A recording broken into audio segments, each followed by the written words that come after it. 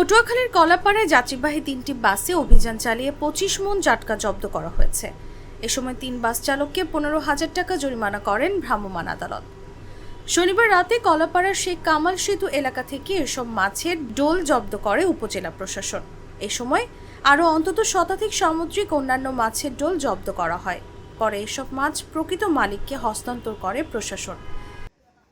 এছাড়া অবৈধ মাছগুলো উপজেলার 96টি মাদ্রাসা ও উপস্থিত জনতার মাঝে বিতরণ করা হয়। অবৈধ মাছ বহনের দায়ে আরপি পরিবহন, মডার্ন পরিবহন এবং সি লাইন পরিবহনকে 5,000 টাকা করে 15,000 টাকা জরিমানা করা হয়।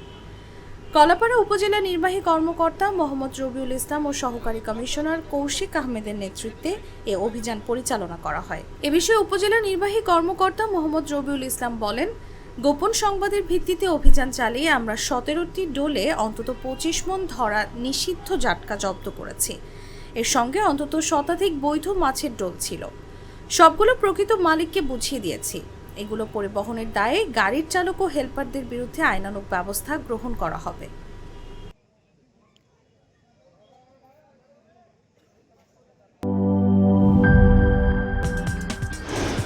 কি boss, vital match, tough opponent, tension? Come on bro, অপোনেন্টকে নিয়ে ভাবার সময় আছে। আসল অলরাউন্ডারের কাজই তো হলো যে কোনো টাফ সিচুয়েশনে টিমকে অলরাউন্ড প্রোটেকশন দেওয়া। জাস্ট লাইক মাই টাইলক্স, যার অ্যান্টিব্যাকটেরিয়াল এজেন্ট টয়লেটের কোনায় কোনায় পৌঁছে 99% জীবাণু ধ্বংস করে, টয়লেটের কঠিন দাগ ও দুর্গন্ধ দূর করে টয়লেটকে রাখে ক্লিন আর সুবাসিত। টাইলক্স টয়লেট ক্লিনার, ক্লিন মানেই টাইলক্স।